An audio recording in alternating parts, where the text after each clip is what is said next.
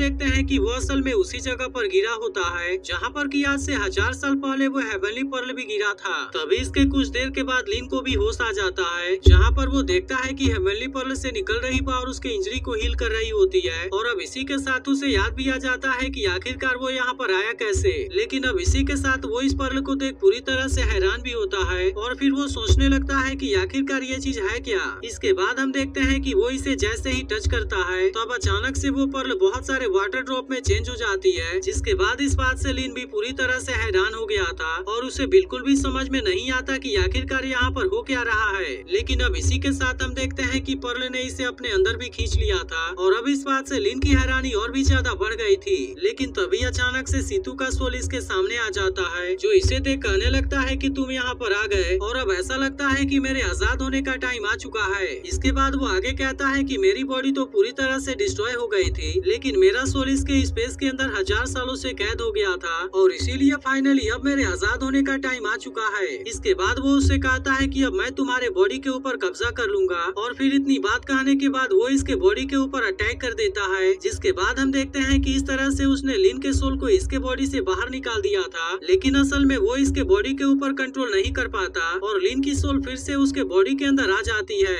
लेकिन इसके बाद हम देखते हैं कि सीतू इस बात से पूरी तरह से हैरान हो गया होता है और वो फिर से इसके बॉडी के ऊपर कंट्रोल करने की कोशिश करता है। लेकिन हम देखते हैं कि बहुत बार कोशिश करने के बाद भी वो इसमें कामयाब नहीं हो पाता, जिसके बाद वो लिन से कहता है कि मैं तो 1000 सालों से यहाँ पर वेट कर रहा था, लेकिन आखिर में मेरी मुलाकात तुम्हारे जैसे मॉडल से हुई जो कि असल में मेरे किसी काम का नहीं है। लेकिन अब आखिरकार वो भी इसके बारे में ज्यादा कुछ नहीं कर सकता था और फिर वो सोचने लगता है कि आखिरकार हेवनली पर्ल ने इसे चूज क्यों किया, क्योंकि इसकी क्वालिफिकेशन तो बहुत ही खराब है। लेकिन फिर इसी के साथ वो सोचता है कि क्या इसके पास में मुझे यहाँ से बाहर ले जाने की एबिलिटी है। इसके बाद वो कहने लगता है कि शायद सुजाकू स्टार बहुत पहले ही डिस्ट्रॉय हो गया होगा। तभी लिन उससे कहता है कि मैं यहाँ पर इमोर्टल कल्टीवेशन के लिए आया हूँ और इसीलिए आप मुझे प्रैक्टिस करने में मदद क्यों नहीं करते। तब इस पर सीतू उसका मजाक उड़ाते हुए कहता है कि तुम्हारी क्वालिफिकेशन बहुत ही बेकार है। तब इस पर लिन उससे कहता है कि भले ही मेरा जन्म एक ऑर्डिनरी इंसान के जैसे हुआ है, लेकिन इसका मतलब ये तो नहीं है कि मैं अपने पूरे लाइफ में ऐसे ही ऑर्डिनरी रहूंगा। लेकिन इसके बाद भी हम देखते हैं कि सीतू इसकी बात सुनने के लिए रेडी नहीं होता और फिर वो तुरंत उसे वहाँ से बाहर भी निकाल देता है। तभी उसे पता चलता है कि उसे खोजने के लिए तो उसके पेरेंट्स भी यहाँ पर आ गए हैं और फिर इसके कुछ देर के बाद इसकी मुलाकात अपने पेरेंट्स से होती है, जहाँ पर हम देखते हैं कि वो इसे देख काफी इमोशनल हो गए थे। तभी सीनियर सुन लिन से कहता है कि मैंने तुम्हारे जुनून को देखा है और इसी वजह से मैं तुम्हें अपने हैंग्यू सेक्ट के रजिस्टर्ड डिसाइपल के रूप में एक्सेप्ट करता हूँ। जिसके बाद हम देखते हैं कि इसके बारे में सुनकर लिन पहले तो उदास हो जाता है, लेकिन फिर इसके बाद वो सीनियर सुन के साथ में जाने के लिए रेडी हो जाता है। जिसके बाद हम देखते हैं कि जेंग इसे यहाँ से वापस सेक्ट में ले जाने लगा था, लेकिन अब इस बात से लिन के पेरेंट्स भी काफी उदास हो गए थे और वहीं लिन भी अपने पेरेंट्स से अलग होते हुए काफी उदास होता है। लेकिन इसके बाद भी वो डिसाइड करता है कि वो पावरफुल जरूर बनेगा। अब इसके कुछ देर के बाद जेंग इसे अपने साथ में लेकर सेक्ट के अंदर आ गया था, जहाँ पर वो इसे बताता है कि डिसाइपल्स के ड्रेस का कलर उनके लेवल्स के बारे में बताता है, जिसमें कि सबसे हाई लेवल वाले व्हाइट कलर वाले और फिर उसके बाद रेड कलर और येलो कलर वाले होते हैं। तभी इस पर लिन उससे पूछता है कि ग्रे कलर वाले किस लेवल वाले होते हैं, जिस पर जेंग उससे बताता है कि वे केवल रजिस्टर किए हुए डिसाइपल्स होते हैं, जिनको कि इनर डिसाइपल लेवल में इंक्लूड नहीं किया गया होता। तभी इसी बीच हम देखते हैं कि यहाँ का सीनियर लियू भी यहाँ पर आ जाता है, जो जेंग से पूछता है कि तुम यहाँ पर कैसे आए। लेकिन हम देखते हैं कि जेंग उससे बिना कुछ बोले ही यहाँ से चला जाता है। अब इसके तुरंत बाद लिन यहाँ पर अंदर आता है, जहाँ वो देखता है कि इसके साथ वाले बाकी डिसाइपल्स तो खेलने में बिजी हैं। इसके बाद हम देखते हैं कि लिन यहाँ पर सोने के लिए जगह खोजने लगा था, जिस पर जेंग उससे कहता है कि तुम यहीं पर आराम से सो सकते हो और अगर तुम्हें किसी भी चीज के बारे में पूछना हो तो तुम मुझसे पूछ सकते हो। लेकिन तभी हम देखते हैं कि लियू इनको कल का काम लेने के लिए कहता है, जिसके बाद वे सभी अपने अपने हिसाब से इसमें से सिलेक्ट कर लेते हैं और आखिर में जो कार्ड बचता है उसे लिन ले लेता है। लेकिन असल में यहाँ का रूल था कि अगर वे लोग 7 दिन के अंदर इसे कंप्लीट नहीं कर पाए तो फिर सेक्टर लीडर इनको यहाँ से बाहर निकाल देंगे। तभी इस पर लिन उससे पूछता है कि अगर मैंने इस काम को कंप्लीट कर दिया तो क्या उसके बाद आप हमें प्रैक्टिस करना सिखाएंगे। लेकिन अब इसकी ऐसी बात सुनकर बाकी सभी इसके ऊपर हंसने लगते हैं और फिर लियू भी इनको सोने के लिए बोलकर यहाँ से चला जाता है। तब रात के समय लिन जेंग से पूछता है कि कोई भी रेड कलर वाले मिशन को क्यों नहीं ले रहा था और क्या सच में पानी को ढोना इतना ज्यादा कठिन है। तब इस पर जेंग उससे कहता है कि कल तुम्हें खुद इसके बारे में पता चल जाएगा। इसके बाद अगले दिन हम देखते हैं कि लिन अपने मिशन को कंप्लीट करने के लिए आ गया था, जहाँ पर हम देखते हैं कि इसके सामने बहुत सारे बड़े बड़े कंटेनर होते हैं और इसको नदी से पानी लाकर इनको भरना था।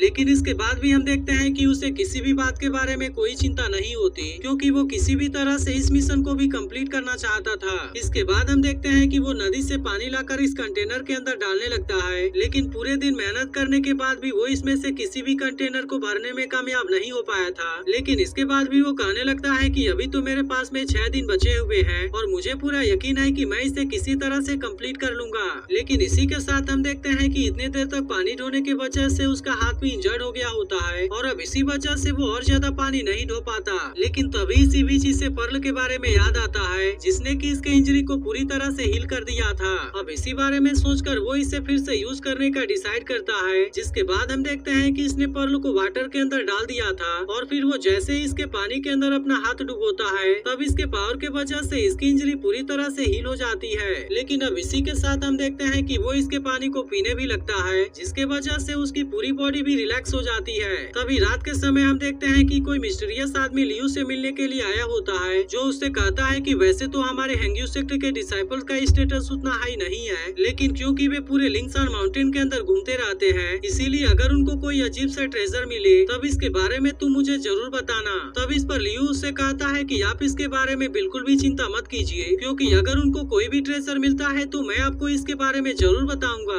वहीं दूसरी तरफ हम देखते हैं कि लियू बहुत सारे ओस की बूंदों को कलेक्ट करने में लगा हुआ था, क्योंकि उसका मानना था कि ये तो वाटर के एसेंस है और इसीलिए वो इसे एक बार पर्ल के साथ में यूज करके देखना चाहता था। इसके बाद हम देखते हैं कि उसने पर्ल को ओस की बूंदों के अंदर डाल दिया था, जिससे पीने के बाद इसे पता चलता है कि इसका असर तो पहले से काफी अच्छा हो गया है। लेकिन वहीं दूसरी तरफ हम देखते हैं कि सीतू भी इसके सारी हरकतों को देख रहा था और इसे देख वो कहता है कि इसके पास में तो सच में दिमाग है, क्योंकि इस तरह से इसने हेवनली पर्ल के वाटर एट्रीब्यूट को अपग्रेड कर दिया है। इसके बाद हम देखते हैं कि लिन इसके मदद से और भी तेजी से काम करने लगा था और इस तरह से वो केवल 4 दिनों के अंदर सारे कंटेनर को भर देता है। लेकिन इसी के साथ हम देखते हैं कि लियू भी इसके ऊपर नजर रख रहा होता है और वो हैरान होता है कि इसे तो मिशन के दिए हुए केवल 4 दिन हुआ है, लेकिन आखिरकार इसके बाद भी इसने इसे इतनी जल्दी कंप्लीट कैसे कर लिया। अब इसके वजह से वो समझ जाता है कि लिन के पास में जरूर कोई चीज है और वो इसीलिए इसके बारे में पता लगाने के लिए इसे पकड़ लेता है और फिर उससे पूछने लगता है कि तुमने अपने पास में कौन सा ट्रेजर छुपाया है, इसके बारे में तुम मुझे जल्दी से बता दो।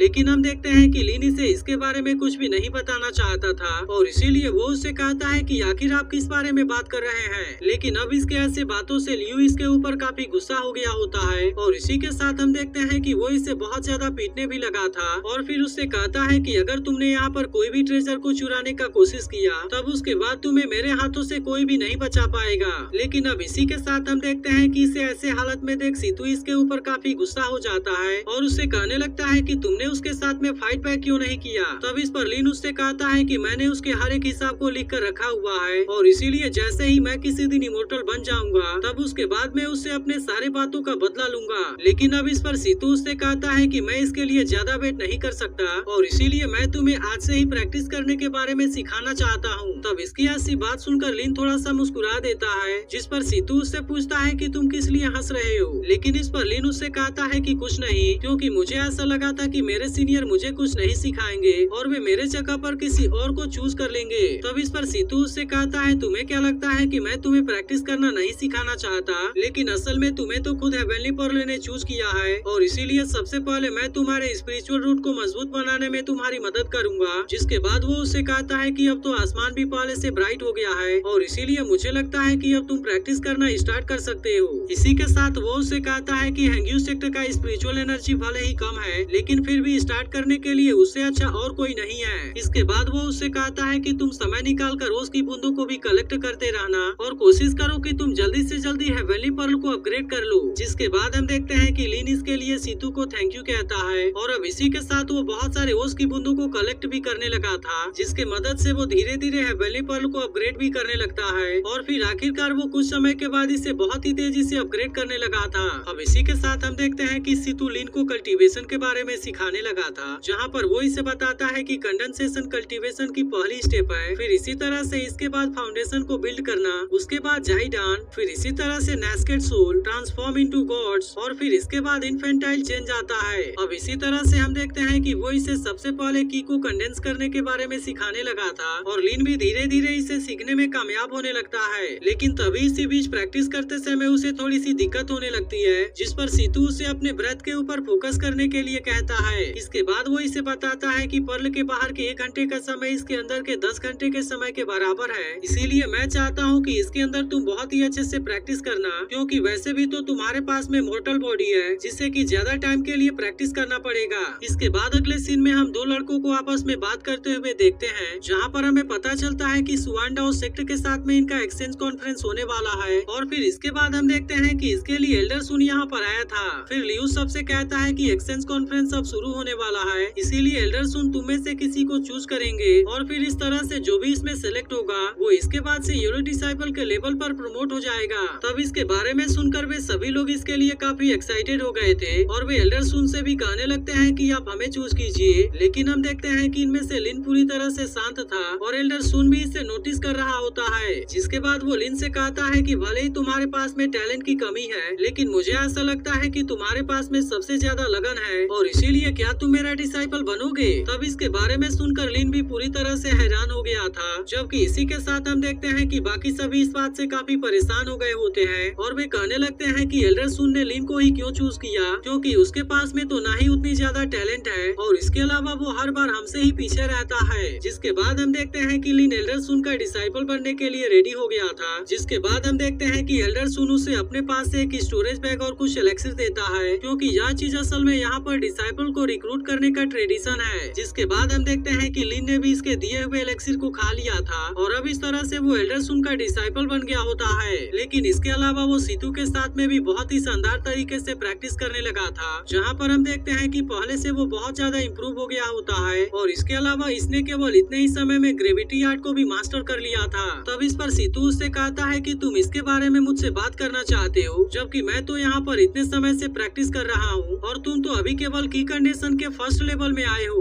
लेकिन इसके बाद भी हम देखते हैं कि सीतू लिन के प्रोग्रेस से इम्प्रेस हो गया होता है, और फिर कहता है कि यह भी उतना ज्यादा बुरा नहीं है। इसके बाद हम देखते हैं कि लिन फिर से यहाँ पर अपने ग्रेविटी आर्ट को प्रैक्टिस करने लगा था, लेकिन सीतू इसे बहुत ही आसानी से बीच में ही डिस्ट्रॉय कर देता है। वहीं दूसरी तरफ हम देखते हैं कि जेंग का लियू के साथ में बहस हो गया था, क्योंकि वो लियू के दिए हुए मिशन को कंप्लीट नहीं कर पाया होता है। इसीलिए वो उससे कहता है कि मैं तो इतने सालों से आपकी रिस्पेक्ट कर रहा हूँ, लेकिन क्या इसके बाद भी आप मुझे यहाँ से बाहर निकलवाना चाहते हैं। तब इस पर लियू उससे कहता है कि तुम मिशन को कंप्लीट नहीं कर पाए थे, और इसी वजह से मैं भी अब इसके बारे में कुछ नहीं कर पाऊंगा। तब जेंग इस पर गुस्से में उससे कहता है कि कुछ दिन पहले जावा फुकुई ने आपको एक इमोर्टल तैलिस्मैन दिया था, और इसीलिए मैं अब इसके बारे में सेक्टर लीडर को बता दूंगा। लेकिन अब इसकी यह बात सुनते ही लियू इसे मारने के लिए इसके ऊपर अटैक करता है, क्योंकि वो नहीं चाहता था कि इसके बारे में किसी और को पता चले। इसके बाद वो उससे कहता है तुम्हें क्या लगता है कि तुम इसके बारे में सेक्टर लीडर को बता पाओगे। और अब इतनी बात कहने के बाद वो अपने खंजर का यूज करके इसके ऊपर अटैक कर देता है।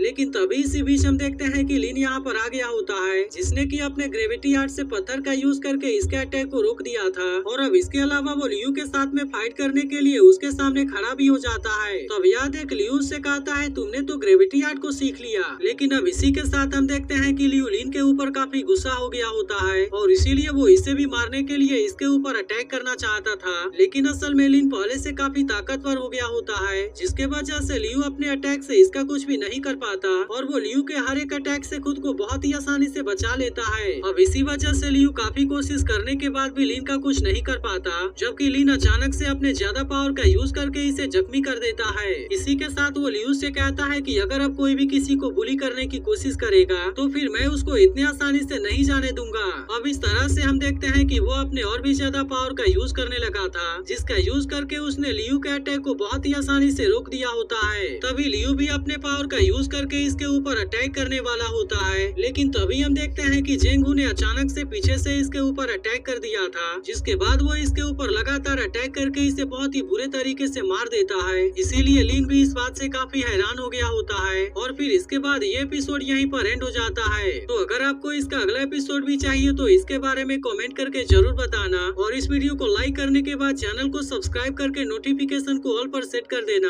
ताकि आपको इसका अगला एपिसोड भी जल्दी से मिल जाए।